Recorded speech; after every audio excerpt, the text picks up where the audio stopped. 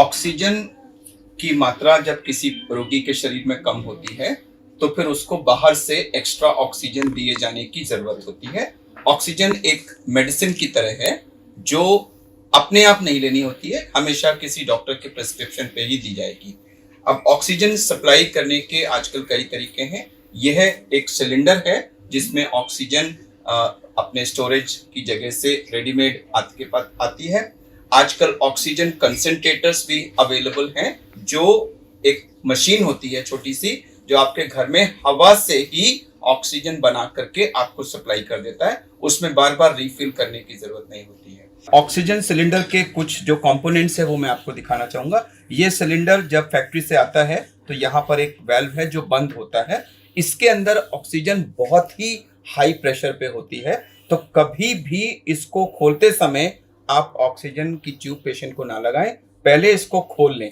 और यह एक फ्लो मीटर है जो इससे निकलने वाली ऑक्सीजन के रेट को कंट्रोल करता है। तो कभी भी सिलेंडर से डायरेक्ट ऑक्सीजन नहीं दी जाती है, वो हमेशा फ्लो मीटर के थ्रू दी जाती है। फ्लो मीटर के भी 3 हिस्से होते हैं।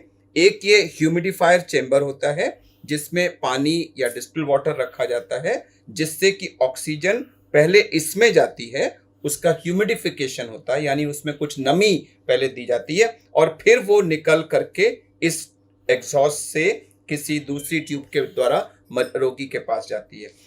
तीसरी चीज होती है जो एक फ्लो मीटर या जो उसका रेट रेगुलेट करने वाला, आप देख सकते हैं यहाँ पर इसमें नंबर्स बने हुए हैं 2, 4, 6, 8, 10।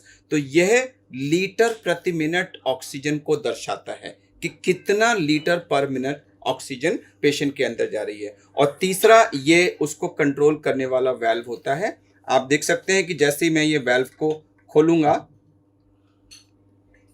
ये देखिए एक काले रंग का एक ये स्टॉपर होता है जो ऊपर आ जाता है और वो ऑक्सीजन उस समय कितनी जा रही है ये दर्शाता है। आप नीचे देख सकते हैं कि इसके अंदर बबल्स हैं।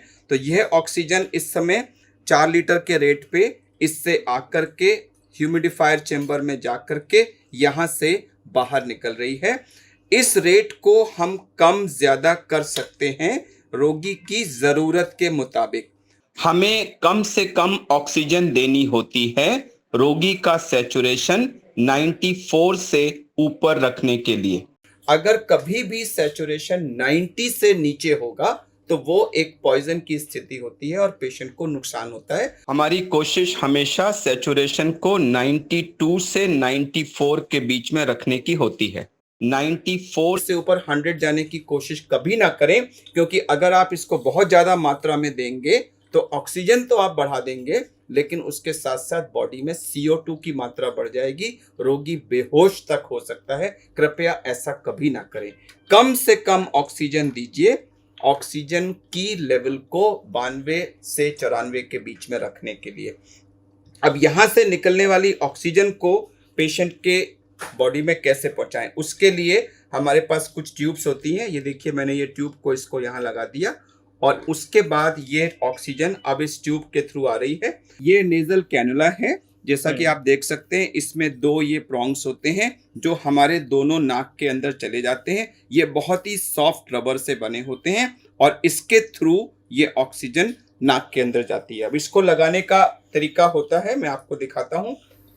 डालते हैं ऐसे और इसमें से देखिए इस समय यहाँ से ऑक्सीजन निकल रही है। ये दोनों के दोनों नाक के अंदर जाते हैं और इसको यहाँ डाल करके हम जो पीछे इसका स्टॉपर है उसको एडजस्ट करते हैं ताकि यह ना तो बहुत टाइट हो और ना ही लूज हो, और उसके बाद इसको कहीं पर लगा देते हैं। अब इस समय इस सिलेंडर से ऑक्सीजन निकल करके इस ट्यूब के थ्रू होती हुई इस नेजल कैनुला के थ्रू मेरे पे अंदर जा रही है। और जब मैं अपनी सांस ले रहा हूं तो उस सांस के साथ ये एक्स्ट्रा ऑक्सीजन अंदर जा रही है। कितनी ऑक्सीजन जाएगी यह मात्रा हमारे सैचुरेशन के अनुसार डिसाइड की जाती है और इस रेगुलेटर के द्वारा यहाँ देख करके उसको एडजस्ट किया जाता है। ऑक्सीजन सिलेंडर जब भी आपके रोगी को लगाया जाएगा तो फ्लो मीटर की पानी की बोतल और उसके अंदर का पानी उसको साफ किया जाना अत्यंत आवश्यक है, नहीं तो यह एक इन्फेक्शन का कारण बन सकता है जो ब्लैक फंगस भी हो सकता है। इसको कैसे करें, यह पद्धति इस स्लाइड में दर्शाई गई है। कृपया इसको ध्यानपूर्वक पढ़ लें और फॉलो करें। धन्यवाद।